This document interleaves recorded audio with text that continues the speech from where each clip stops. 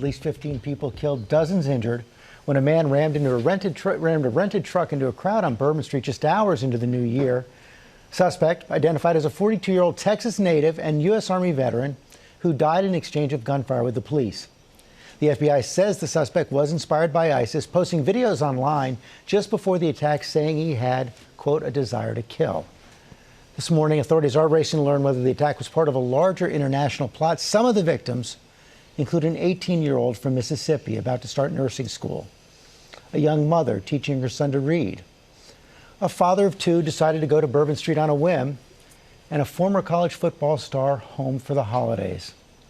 In just a few moments, we are going to hear from our witness who is with his wife on Bourbon Street, and our team coverage begins with Whit Johnson, who's on the scene in New Orleans. Good morning, Whit.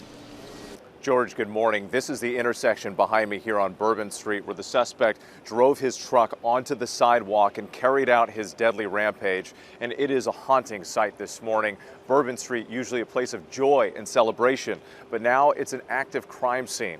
Authorities are calling this an ISIS-inspired act of terror, but there are still so many questions about what may have motivated this attack and whether the suspect acted alone.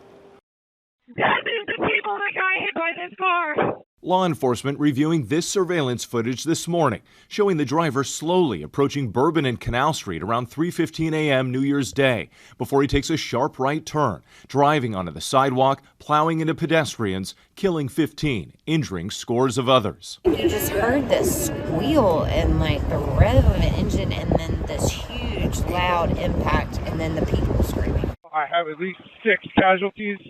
I have an officer doing chest compressions on one. Authorities say the attacker wore body armor and fired an AR-style rifle out of the truck for 3 blocks before crashing into this construction vehicle. Seconds later, more gunshots. Officers returning fire, killing the suspect. Witnesses seen rushing towards the victims to try and help as officers run past them with their rifles drawn. Zion Parsons saw the truck just before running for cover, only to learn his friend had been killed. I'm moving people out of the way to try to find her. I'm saying, nah, like, where is she? And I turn my head, and it's her in the street. Sources tell ABC News the Ford F-150 truck contained multiple homemade pipe bombs packed with nails, and on the back of the truck bed, a pole wrapped in a gray jacket with an ISIS flag.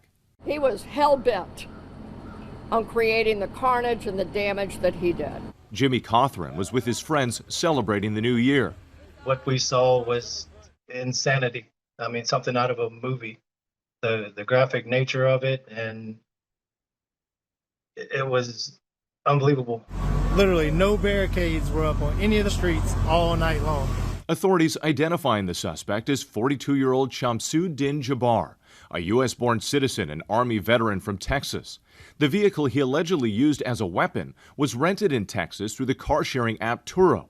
The company saying they are cooperating with law enforcement. Authorities also investigating an Airbnb rental tied to the suspect after reports of a small fire at the location.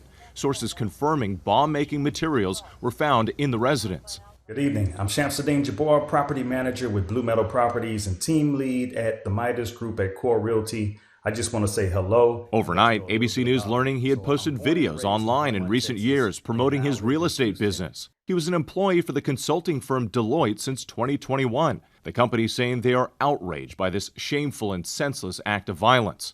Now, investigators exploring the possibility that others may have been involved. We do not believe that Jabbar was solely responsible. We are aggressively running down every lead, including those of his known associates.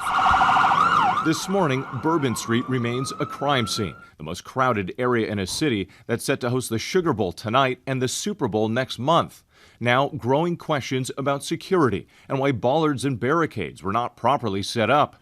Officials say after multiple malfunctions, they were in the process of being replaced. Patrol cars were instead meant to block traffic. A tragic failure as the suspect was able to drive on the sidewalk. We had barriers there, we had officers there, and they still got around. So we did indeed have a plan, but the terrorist defeated it. Some city officials say they questioned the construction's timeline earlier this week. This construction should have happened much earlier, and everything really should have been ready and in place, fixed, repaired, ready to go now. As investigators try to uncover the motive behind the attack, we're learning more about the victims. There's bad people, but there's so many more good people in the world, and Reggie was a good person. 37-year-old Reggie Hunter was a loving father of 2 young boys. His cousin, Sherelle Jackson, tells me she had the agonizing task of identifying his body at the hospital on New Year's Day. I said a prayer before I got ready to go in, like, God, give me strength to be able to do this. I held his hand. I told him that I loved him. I'm so sorry that this happened, and we're going to keep your memory alive.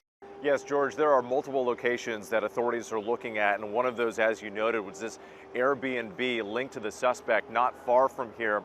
There was actually a fire reported at that residence. Authorities investigated, went inside, and found bomb-making materials in that Airbnb. Now, the big question that remains is whether this suspect put those materials together on his own or whether he had some help in this deadly attack.